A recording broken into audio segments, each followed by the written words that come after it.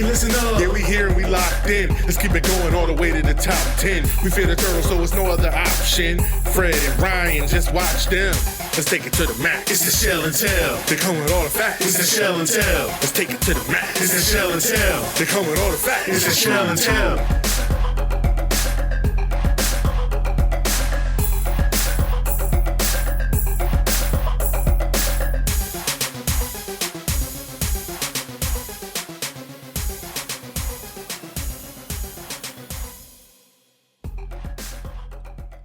Welcome back. Another episode of Shell and Tell. Flying solo this week. Really, it's just going to be a therapy session, guys, because what are we going to say? What can you say after another Groundhog Day? Another day that the diehards that watch the game, that watch every game, know how close we really are. Know the knife's edge that this team sits on. But yet the box score keeps screaming that we're a joke. It keeps screaming that we don't belong. Again and again. Like I said, Groundhog Day.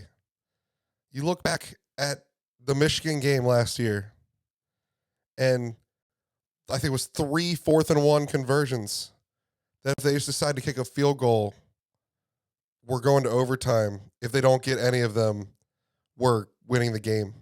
They convert all of them for long touchdowns, for long runs, not 1-yard gains, but like 30 and 40-yard gains. 3 interceptions that weren't really interceptions. But yeah, we're still in it on the road against the best, against the college football playoff teams.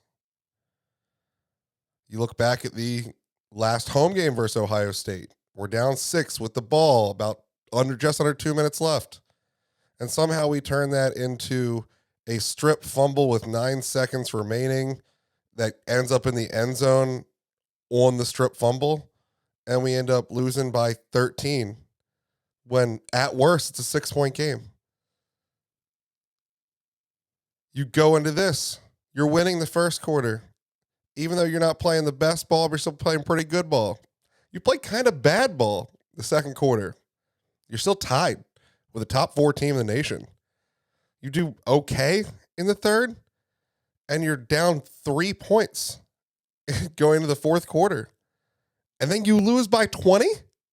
You do exactly what Vegas said you were going to do. You lose by 20.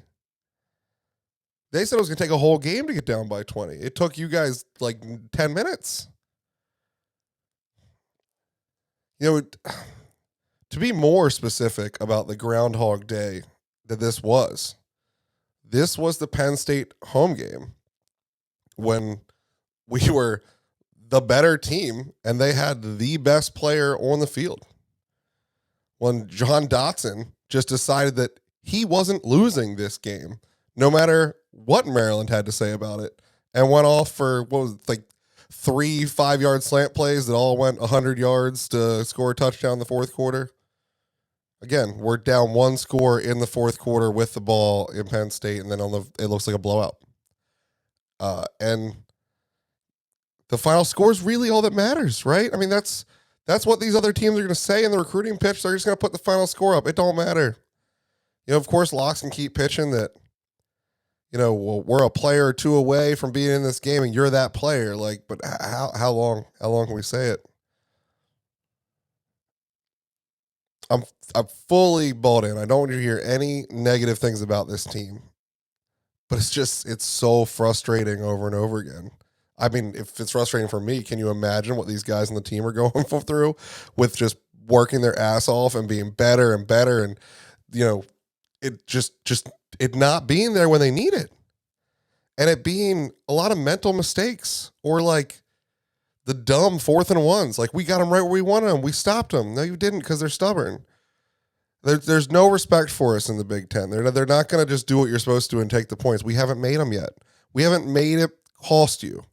I thought we were going to this time. Ohio State decided to beat Michigan on the very first drive and say, we're not going to stop them 4th down. We'll do a fake punt in the shadow of our own end zone. I don't care what. Ryan Day has to say that was not a bad snap. That was a perfectly direct snap to the up back. It might not have been the coach's plan. I doubted it was the coach's plan, but it was the plan of the center and the up back that was happening. Period. That is 100% evidence for that. The way they blocked it was forward and not, giving a pocket for the punter. It was a fake punt. It was not a bad snap. Get out of here. There was no respect for us. They thought they were going to do exactly what Michigan did, and we're not punting. We're going to score on every possession. We're going to walk down the field. And they couldn't do it. I am so impressed with our run defense. I've been saying all year that's what's going to haunt us. This run defense has not been what I thought it could be or should be, and it certainly was in this game. I mean, I know that Ohio State had to be a part of that. They just must not be there. This offensive line must not be ready. The running back, of course, their backup running back, but come on. The backup running back or wide receiver at Ohio State is the starter on like 95% of teams in the country. It's just the way it is. We've always said that our depth is never going to compete with the depth of the top three. That's not reality where we are right now. But our top end guys have proven they can. Our defense spent a lot of time on the field in that third and fourth quarter, and the injuries started mounting, and missed assignments started happening, and it fell apart. And one of the best players in the country, again, Marvin Harrison Jr., just did what he's paid to do and just balled. I mean, we're down 3. We have them at 2nd and 33. We're getting the ball back, guys, and we're going the right direction already on defense. No. Marvin Harrison Jr. with a questionable catch, but most likely a catch. I think it would have stood either way, even if it went to replay. 33-yard conversion and never looked back. He was unstoppable after that. He got his mojo back. There's a lot of times that game we could have taken it. There's a lot of times that game. I was texting my family though during the beginning of that game. 17-0, and these guys start pointing fingers. 17-0, and they start crying at each other. 17-0, this falls apart, ends up being a blowout. But instead, we throw a pick 6, up 10. It changed everything. Now, it's not 100% on Leah. I think there's a miscommunication in the route. I think throwing that route is a trust play. I don't love that call in the shadow of your own end zone because it's going to be a pick 6. I don't honestly love that call anywhere because you're counting on linemen or running backs chasing somebody down if it goes wrong. The timing comeback route right there close to the line gives you no margin for error if it goes poorly. It's just not one of my favorite plays, but it's in a lot of offenses across the country. It just goes, when it goes wrong, it goes real wrong. And I don't love it. But you know, it is what it is. You lost to the number 4 team in the country.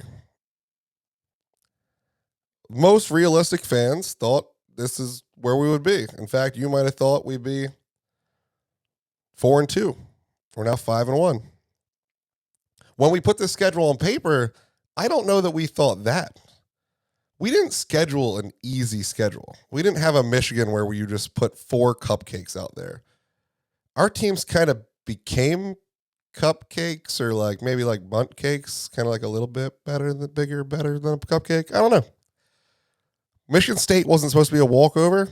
When they were on this schedule, I mean, of course we get them every year, but you'd look at them 18 months ago or so, you're looking at Mel Tucker, the new big bad. Michigan State's the new 4th best team in the conference. That could have been a problem. It isn't. It wasn't. It's not now. You put Virginia on this schedule. It's an ACC opponent. It's not an AAC opponent. When we put the AAC opponent, Charlotte, on the schedule, they were just this up-and-coming commuter college that we did a home and home with for, I'm sure, some cash to go down there for them.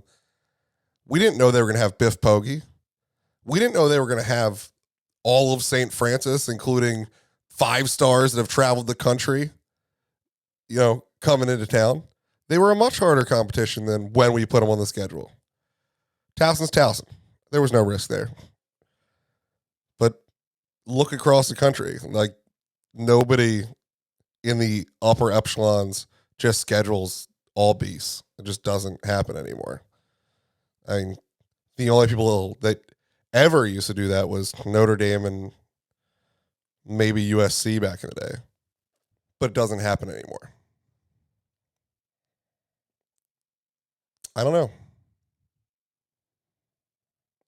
I know that I'm still on board with this team. I know we can still do great things. If we take care of business, we're looking at 9 wins. And you still have a chance to steal them. I do. I still think I was right. I think that this was the easiest one to steal. But we were down by 3, not playing a pretty game. Not playing a pretty game. So maybe this was the easiest one to steal, but maybe there's a slight step up against a Michigan, against a Penn State. And maybe the weather's perfect, and maybe they have some giveaway, and maybe we get 45 to 55% of the fans in the stadium in some miracle. And maybe they show up before they come out of the tunnel, and maybe there's some excitement, and maybe we can steal one still. We'll see. I know there's no moral victories anymore, but like, you really got to look back at what these games were just a couple years ago. We were just getting blown out. There was no point. Sure, 20 points doesn't sound good, but 3/4 of it felt pretty damn good. It was fun. It kept me engaged. I remember times where we're down 21-0 in the first quarter of Ohio State, and even I'm like, well, what else can we do today? Not in the stadium. You're not catching me leaving the stadium early, but an away game. You might get me to TiVo that shit.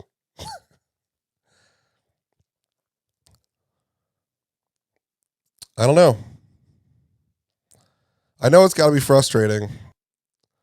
Let's hear from Mr. Loxley about his frustrations. Last 2 halves, first half, the last 2 games, of course. Is that the question? Does what happened feel like it validates kind of the nitpicking that you had in some of the wins? No, it doesn't, because we coach those things, and now it's a matter of continuing to coach. I always say there's nothing worse when a coach says, I told him 100 times. And I say, well, what makes 100 the magic number? How about tell him 101 times? Right? That's the same thing for me.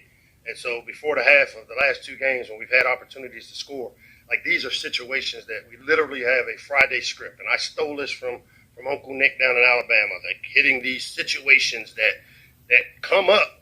And, for the average fan, when you got 12 seconds on the clock with no timeouts, sometimes you check it down too. But we've been taught a check down doesn't allow you to get the next playoff. So it's either throw it for the end zone, throw it out of bounds, and let's try to kick it. But it happens in the heat of the moment. And this is where I probably wouldn't be as fat as I am, probably have more hair if I didn't deal with the stressors that go with, like, an 18 to 22-year-old controlling your livelihood. But I love these kids, man. I'm going to go to battle with them every single day. Like, they don't do it on purpose. And I'll continue to coach, and I'll continue to try to be positive. I'll continue to probably nitpick. I'll be all over the place like I am for this interview right now. So,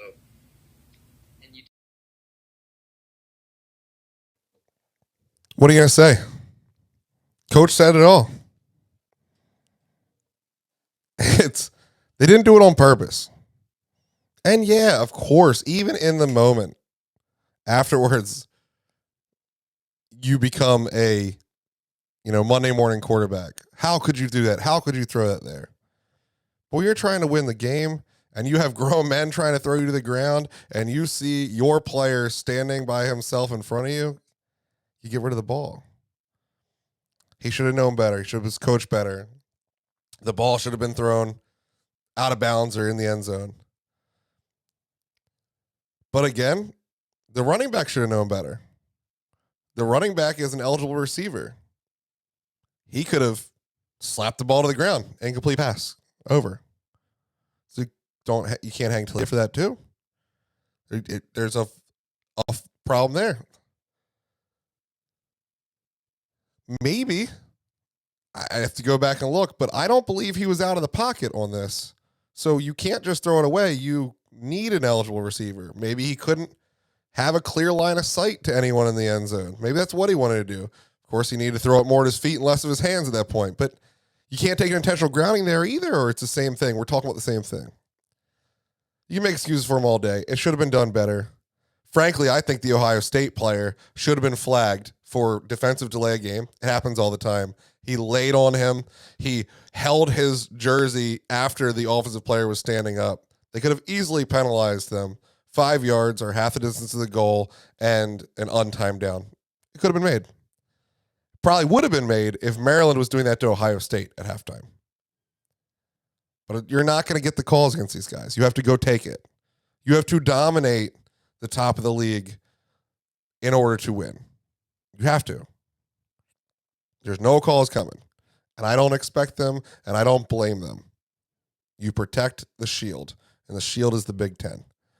And in order to protect the shield, you get somebody in the playoff. And so they don't want Ohio State, Michigan, or Penn State to lose to anyone but Ohio State, Michigan, or Penn State. That's what they want. I'm not saying it'll happen. There is a way to get to a level to beat them. There's not a fix, but there is a slant. I don't know.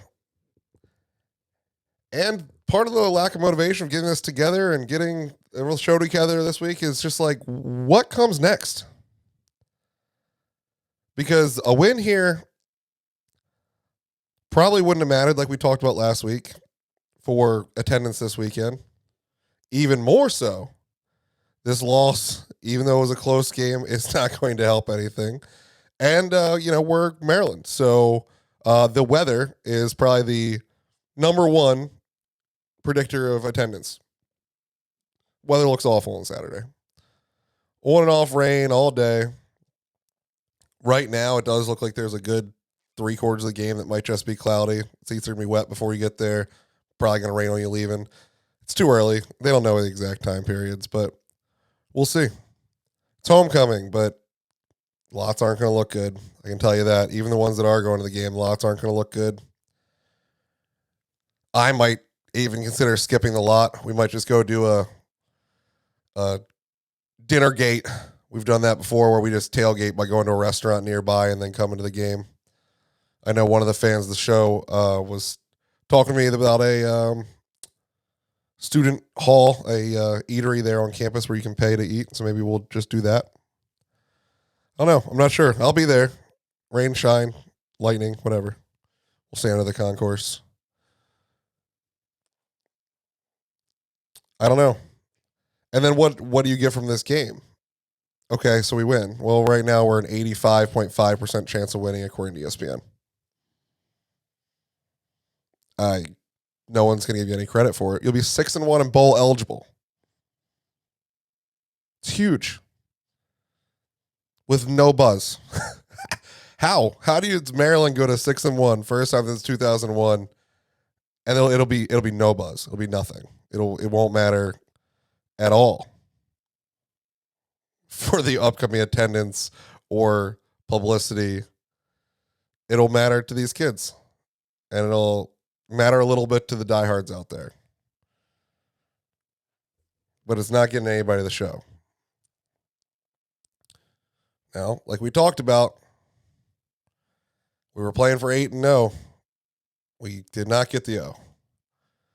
But 7-1 coming into a big boy. If the weather's right,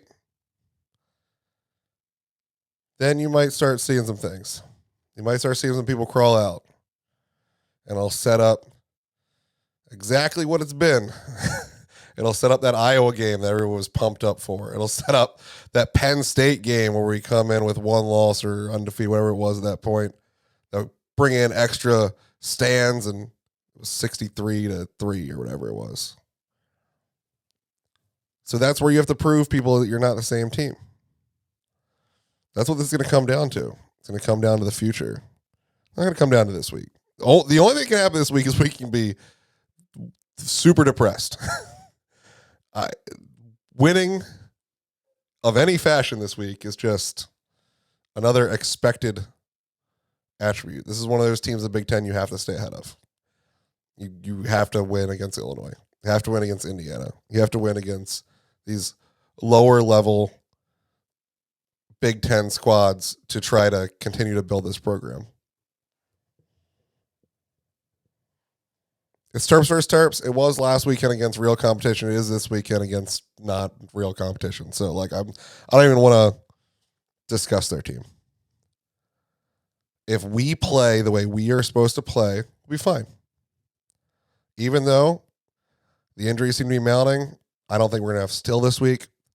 I don't think we're going to have Barham this week, even though he played last week, because the way he was limping around that field, it didn't look like he was supposed to play last week. I think he only played against Ohio State. And were you going to look Barham in his face and say, you can't play Ohio State when the transfer portal's looming out there? No. You're going to tell him, kid, I don't know if it's in your best interest, but if you want to go, you go.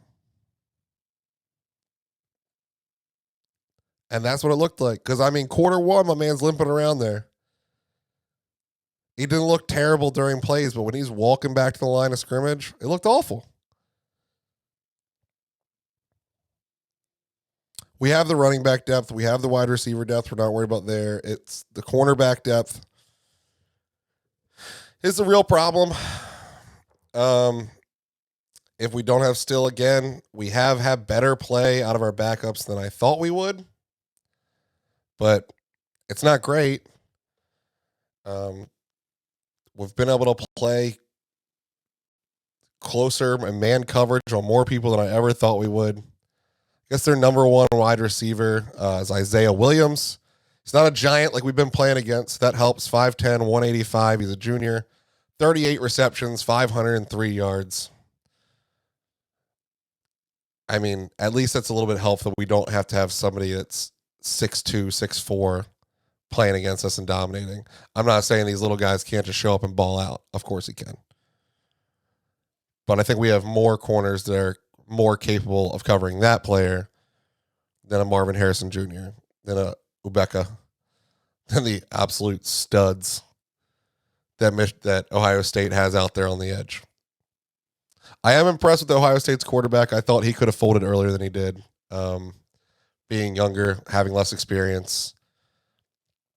Again, I do think that if we score instead of throwing a pick six, that the rest of the game's not going to matter. But who knows? I've been wrong before.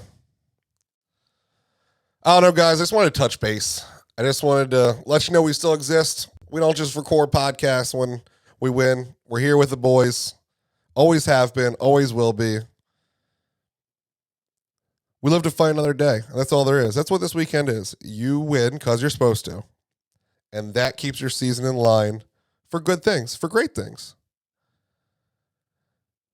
But nobody's going to be excited about a empty stadium beating Illinois.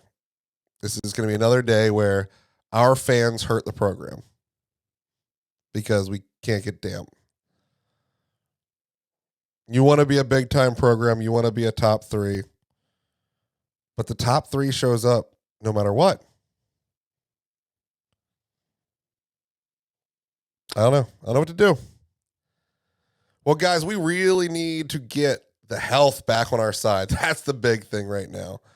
So all of the good juju, all the thoughts, all the prayers, whatever you got going on to help this team get healthy again and get ready for these two upcoming top 10 challenges because they just keep coming in this league.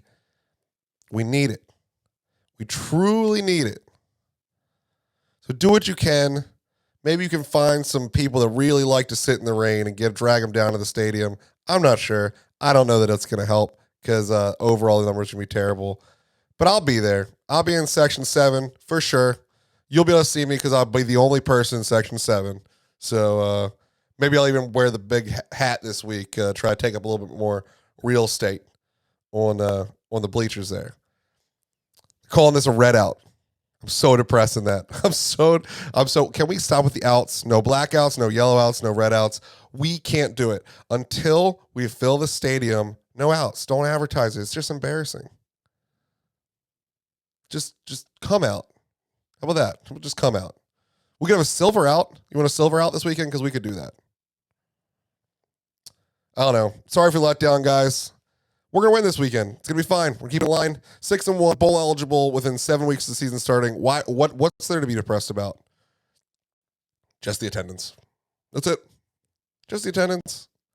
That's all I can really be upset about. Just the local coverage. That's all.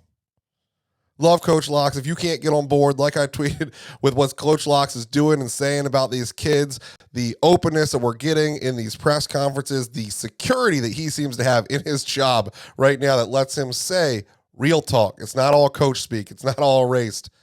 Then I don't know what to do for you. I said on Twitter, unfollow the show. I guess you need to stop following the show if you don't like Coach Locks, because we're not getting off board anytime soon. This is the only coach that can win a national championship at Maryland and stay here. The only one. There's not another human being on the planet Earth that could get to that level of success at Maryland and stay. So you just have to ride it. You have to see if it happens. Maybe he can't ever do that. Maybe he can't ever make a playoff. I think once the expanded playoffs in line, then we can have a shot every now and then. We'll find out. I could be crazy. But I think he can keep us a top 25 program, and I think he's the only one that can take Maryland and make it a annual top 25 program and not bail for bigger, better things. So you ride that hand. Until next time, guys, here's a wishing. All is well under the shell.